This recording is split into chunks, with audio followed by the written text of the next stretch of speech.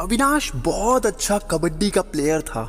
School के सारे बच्चे सोचते थे कि वो नेशनल खेलेगा, एक दिन देश का नाम रोशन करेगा और ऐसी ज़बरदस्त गेम खेलेगा कि सब देखेंगे। और अविनाश के घर वालों को भी यही लगता था। इन शॉर्ट, उसने 20-22 साल की उम्र में ये एकदम दृढ़ निश्चय कर लिया था कि वो ज़िंदगी में आगे जाके सिर्फ स्पोर्ट्स में ही अपने आप को समर्पित रहेगा और सारी ज़िंदगी सिर्फ स्पोर्ट्स खेलेगा और इसके अलावा और कुछ नहीं। अविनाश इसी दौड़ में चलता रहा, कबड्डी खेलता रहा, हुत्तुत्तुत्तु, और वक्त धीरे धीरे चलता रहा।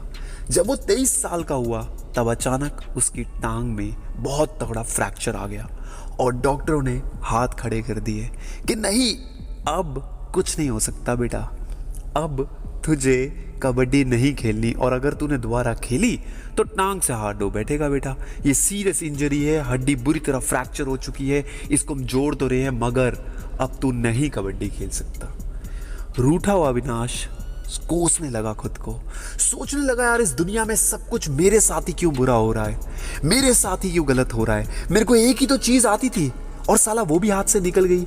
मेरे साथ इतना बुरा करा उस ईश्वर ने जिसे मैंने हमेशा पूजा, मेरे साथ इतना गलत करके क्या मिला। और यही सोच सोच के वो अपनी ज़िंदगी के 1 साल गंवा दिए। 1 साल बाद उसके घर वालों ने भी उसे बोलना शुरू कर दिया। पापा बोले बेटा कुछ कर ले, कहीं जॉब कर ले, ज़रूरी थोड़ी है कौन सा तू अपाहिज हो गया, कर तो सकता है ना, कुछ तो कर। अविनाश ने कहा पापा मैं क्या करूं, मेरे को समझ नहीं आ रहा, मम्मी तुम कुछ बोलो। मम्मी ने कहा कर लेगा, कोई दिक्कत नहीं, अरे 23 साल का लौंडा हो गया, कुछ करता नहीं है, वो देखो आसपास के लोग कितना एक कबड्डी के पीछे पड़ गया, सारी जिंदगी कबड्डी के पीछे पड़ा रहेगा क्या, कुछ नहीं कर पाएगा तू ऐसे जिंदगी में। अविनाश बहुत परेशान होने लगा।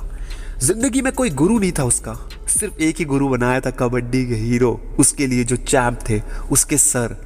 उनके पास गया, घनश्याम नाम था उनका।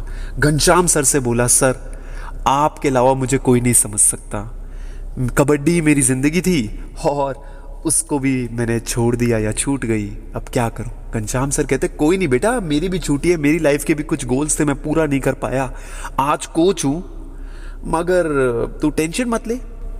कहता है नहीं सर नहीं, आपकी अब मेरी बात बहुत अलग है सर, मेरी पूरी ज़िंदगी खड़ी है मेरे सामने, मैंने अपनी ज़िंदगी में कुछ भी नहीं करा, मेरे घर वाले मुझे कोसते हैं, एक गर्लफ्रेंड थी जो मुझे जब मैं प्लेयर था तब मेरे पीछे पीछे घूमती थी, और आज वो लड़की कौन, नेहा, अच्छा वो, हाँ वो कई बार तुझे चीयर अप करने आती थी मैच के बीच में।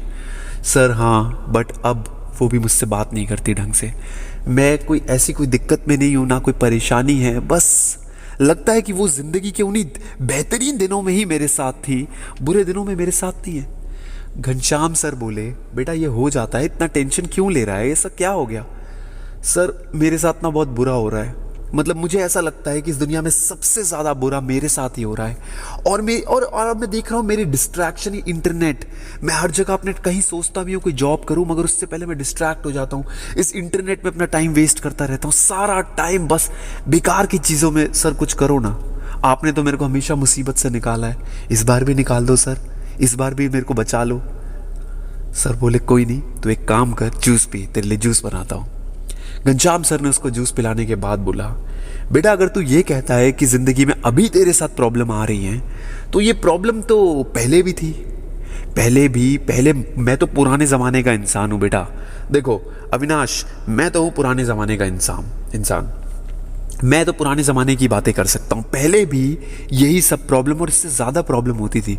बेटा तुम्हें पता है क्या, पहले जब कभी कोई राजा किसी देश को जीत लेता, मान लो इंडिया चाइना को जीत ले, तो उस पूरे मुल्क को अपना गुलाम बना लेता था पुराने ज़माने में, इस किस्म की तानाशाही चलती थी। आजकल कुदरती ऐसा तो नहीं है, तुम्हें खुशी मनानी चाहिए कि तुम एक बेहतर समाज में जी रहे हो जहाँ तुम्हें किसी की गुलामी नहीं करनी पड़ रही। और रही बात इस इंटरनेट डिस्ट्रैक्शन की, ये तो लाइफ को सिंपल करता है, मेरी लाइफ देखो कितनी सिंपल कर दी, मैं गूगल पे सब कुछ ढूंढ लेता हूँ, बट गुरुजी आप बचाओ ना मुझे, कुछ करो, कुछ तो करो। देख बेटा मैंने तो ज़िंदगी में एक ही चीज़ सीखी है, जिस दिन तुम अपनी कमज़ोरी को अपनी ताकत बना लोगे उस दिन तुम्हें सब कुछ मिलना शुरू हो जाएगा। बट गुरुजी कैसे अपनी कमज़ोरी को ताकत बनाऊं, ये तो समझ नहीं आ रहा। गुरुजी बोले देख बेटा, मैंने भी कई साल जिंदगी के गवाए कबड्डी में नहीं बन पाया कुछ भी, बट अपने आप से कोई शिकवा नहीं है, कोई टेंशन नहीं है, मरते वक्त ये नहीं लगेगा। बट हाँ, तुझे अगर 1% शिकवा है ना, तो कुछ ऐसा कर जो तेरी कमजोरी ना तेरी ताकत बने। हो सकता है तू इंटरनेट पे अपना ज़्यादा टाइम वेस्ट करता हो, हालांकि मैं ज़्यादा इंटरनेट नहीं यूज़ करता, बट फिर भी तुझे एक चीज़ बताता हूँ, तू उसे अप्लाई कर ले, क्या पता तेरी लाइफ चेंज हो जाए।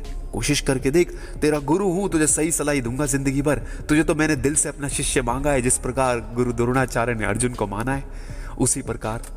बट गुरुजी, मैं आपका अच्छा शिष्य नहीं बन पाया, मैं ना ओलंपिक खेल पाया ना नेशनल खेल पाया, सारे सपने टूट गए।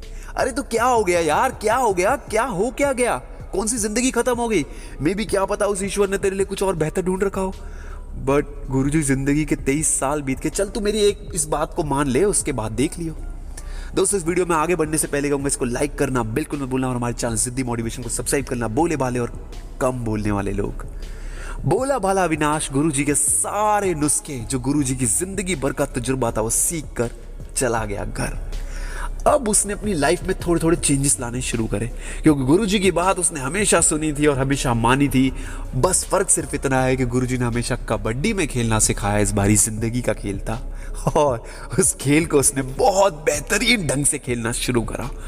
उसने इंस्टाग्राम, फेसबुक पे हर जगह अपनी एकेडमी खोलनी स्टार्ट करी, हर जगह पेज बनाए, बच्चों को कबड्डी सिखाने के लिए, अलग अलग किस्म की टेक्निक सिखाने के लिए तैयारी शुरू कर दी। जिस इंस्टाग्राम से उसे सबसे ज़्यादा लगाव था, जिस पे वो सबसे ज़्यादा टाइम वेस्ट करता था, उसी के अंदर अपनी ताकत ढूंढ ली उसने। उसे पता था कि यहीं पर अगर वो अपना करियर बनाएगा, इसी चीज़ में, हो नहीं, बेशक से नहीं बना बड़ा खिलाड़ी, क्या फ़र्क पड़ता है। और एकेडमी खोली गुरु द्रोणाचार्य के नाम से और खूब बच्चे आने लगे। कई बार बच्चों ने सवाल करा, सर आप तो ओलंपिक जीत नहीं पाए। निस्संदेह उसने एक ही बात बोली, बच्चों तुम्हें पता है क्या, गुरु द्रोणाचार्य अपने ही शिष्य से युद्ध लड़े थे और छल कपट से ही उसी के अगेंस्ट हार गए। ये फर्क ही नहीं पड़ता कि तुम क्या कर रहे हो, क्या नहीं कर रहे, छल कपट से तुम हारे हो, मगर कई बार गुरु भी हार जाता है। जरूरी नहीं कि हर बारी तुम जीतोगे ही जीतोगे, हो सकता है तुम्हें कभी कभार हार भी मिलेगी, हो सकता है तुम ताकतवर हो जिंदगी में, कितने मर्जी ताकतवर हो, मगर कई बार जिंदगी ने जो तुम्हारे लिए डिसाइड कर रखा होता है वो तो होता ही है। अब बच्चों को मोटिवेशन भी मिलता था। कुछ बच्चे ऐसे थे जो अपनी पढ़ाई छोड़ के कबड्डी खेलने आते थे, मगर अविनाश ने सबको सिखाया कि बेटा पढ़ाई नहीं छोड़नी। एक ओलंपिक अगर तुम प्लेयर बनोगे तो तुम्हें सब पसंद करेंगे, मगर तुम एक पढ़े लिखे, एक समझदार, तेज तीव्र बुद्धि के योद्धा बनोगे, फेवरेट खिलाड़ी बनोगे, तो दुनिया तुम्हें पसंद करेगी। ये मोटिवेशन वीडियो आपको कैसा लगा? बोले वाले और कम बोलने वाले लोग हमारे चैनल को सब्सक्राइब कर लीजिए, उनके लिए वीडियोस बनाता रहूंगा। अपनी कमजोरी को ताकत बनाएं। जय हिंद, वंदे मातरम।